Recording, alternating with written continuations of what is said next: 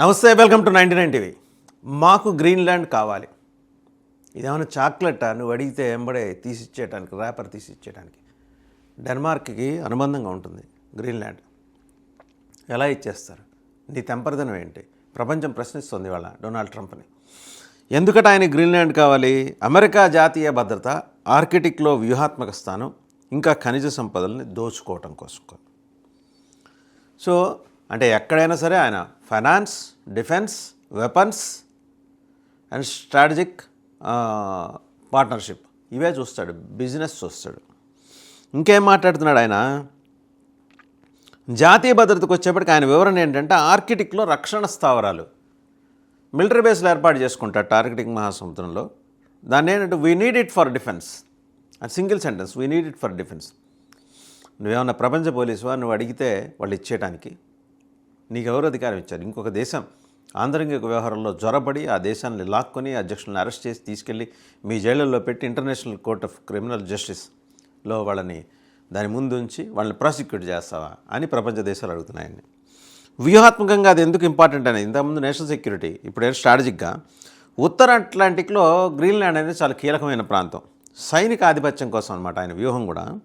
ఇక ఖనిజ సంపదలు అనేది వచ్చేప్పటికి రేరస్, చమురు, వాయువు, గ్యాస్ అండ్ ఆయిల్, ఇదంతా ఆర్థిక ప్రయోజనం. మన దేశాన్ని పరిపుష్టం చేసుకోవాలిగా.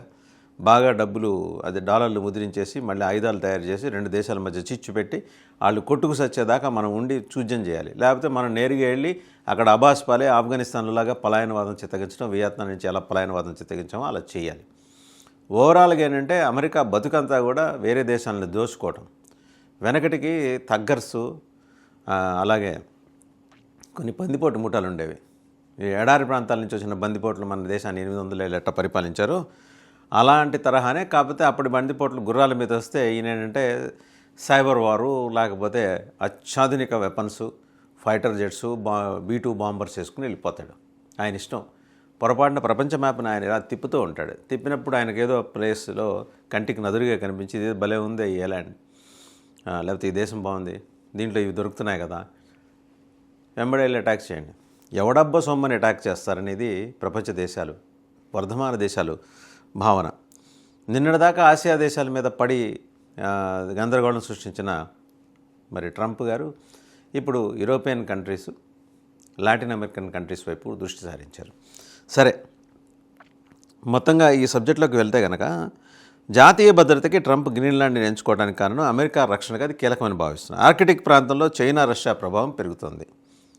సో దాన్ని మరి ఖచ్చితంగా అడ్డుకోవాలి, చైనా, రష్యా ప్రభావాన్ని. అమెరికా అక్కడ స్థిరమైన ఆధిపత్యం అమెరికాకు కావాలి అంటే గ్రీన్లాండ్ని క్యాప్చర్ చేయాలి. ఇది జాతీయ భద్రత. నీ జాతీయ భద్రత కోసం ఇంకో దేశం యొక్క జాతీయ భద్రతకి ఎలా భంగం కలిగిస్తావు మిస్టర్ ట్రంప్ అని వర్ధమాన దేశాలు అడుగుతున్నాయి. వ్యూహాత్మకంగా స్ట్రాటజిక్ లొకేషన్ ఇది. గ్రీన్లాండ్ ఉత్తర అట్లాంటిక్లో ఉంది. ఇది అమెరికా సైనిక స్థావరాలకు, ముఖ్యంగా తూలే ఎయిర్ బేస్ లాంటి రక్షణ కేంద్రాలకు అత్యంత ప్రాధాన్యం కలిగిన ప్రాంతం. నో డౌట్, అందులో ఎవరు క్వశ్చన్ చేసేదే లేదు. ఖనిజ సంపదలు ఎలా ఉంటాయంటే గ్రీన్లాండ్లో చాలా అరుదైన ఖనిజాలు ఉన్నాయి. దాంతో పాటు చమురు, వాయువు, ఇతర సహజ వనరులు ఉన్నాయి. ఇవి భవిష్యత్తులో అమెరికా ఆర్థిక సాంకేతిక ఆధిపత్యానికి ఉపయోగపడతాయనేది ట్రంప్ భావన. ఒక బిజినెస్ మెన్ తన ప్రోడక్ట్ని అమ్ముకోవటమే కాకుండా ఇతర దేశాల్లో దొరికే ప్రోడక్ట్ని చౌకగా, కారు చౌకగా ఎలా తెచ్చుకోవాలని ఆలోచిస్తాడు. ఈయన బిజినెస్ మెన్ ప్లస్ పాలిటీషియన్, అన్నింటికి మించి సర్వసైన్యాధ్యక్షుడు, ప్రపంచ పోలీస్ కాబట్టి వాటిని ఏంటి ఏకంగా అసలు ఆ దేశాన్నే మనం తీసుకొచ్చేస్తే సరిపోతుంది కదా, పెరుక్కొచ్చేసి అమెరికాలో కలిపేస్తే సరిపోతుంది కదా. మనకి సర్పయాగం గురించి మిథాలజీలో మాట్లాడుకుంటుంటాం పురాణాల్లో. జనమేజయుడు సర్పయాగం చేస్తాడు. సర్పయాగం చేసినప్పుడు ఆ యాగంలో అన్ని సర్పాలు వచ్చి పడి కాలి చచ్చిపోతుంటాయి. తక్షకుడు ఎంత పిలిచినా రాడు. సరే, యాగం నిర్వహించే మహర్షులు చెప్తారు దివ్యదృష్టి చూసి, తక్షకుడు ఇంద్రుడి సింహాసనాన్ని చుట్టుకొని ఉన్నాడు, అది రావటం కష్టం అంటే అప్పుడు వాళ్ళ చేత సాయేంద్ర స్వాహ అంటాడు, ఇంద్రుడితో సహా వచ్చేయాలి. ఇంద్రుడితో సహా వచ్చి మంటల్లో పడబోతుంటే తక్షకుడు దండం పెట్టి, అయ్యా అదేదో నాకు శాపవశాత్తు వచ్చి నేను మీ నాన్నని కలిసి చంపాను కానీ నాకు వేరే ఉద్దేశాలు లేవనేది వేడుకుంటాడు. సరే, వీడు చేస్తాడు. ఇప్పుడు వీడు జనమేజయుడేం కాదు, ఈ ప్రపంచ పోలీస్. కానీ ఏంటంటే ప్రపంచంలో ఉన్న వానపాము లాంటి దేశాలన్నింటినీ కూడా ఒక సర్పయాగం చేసి దాంట్లో బలి చేద్దామని చూస్తున్నాడు. అందులో తన వాళ్ళు కూడా ఉంటారు, తన నాటో దేశాలు కూడా రేపు వచ్చినా రావచ్చు. సరే, గ్రీన్లాండ్ దగ్గరకు వచ్చేప్పటికి ఏంటంటే ఆయన విధానం నచ్చింది. స్ట్రాటజిక్లీ ఇంపార్టెంట్ లొకేషన్, డిఫెన్స్ పరంగా అక్కడ బేస్ ఏర్పాటు చేసుకుని అసలు ఆ దేశాన్నే మనం ఓన్ చేసుకుంటే ఇంకా ఆడితో పొద్దున్నే రాయబారాలు, పొద్దున్నే ఫోన్ సంభాషణలు ఇవేం ఉండవు కదా. ఉన్నోడిని దేశాధ్యక్షుడిని మనం నచ్చకపోతే లేపి తీసుకొచ్చేయండి.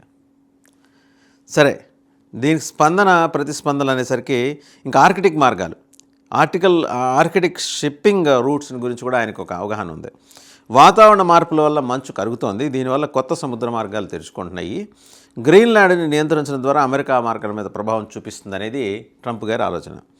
ఇదంతా చూస్తే ఇంకా డెన్మార్క్, గ్రీన్లాండ్ దీనికి నిరాకరిస్తున్నాయి. ఎవడన్నా వచ్చి నేను దోచుకుంటాం, మీరు పర్మిషన్ ఇస్తారని అడుగుతారా? అడిగినాడు ఒప్పుకుంటాడా? ఒప్పుకోరు కదా.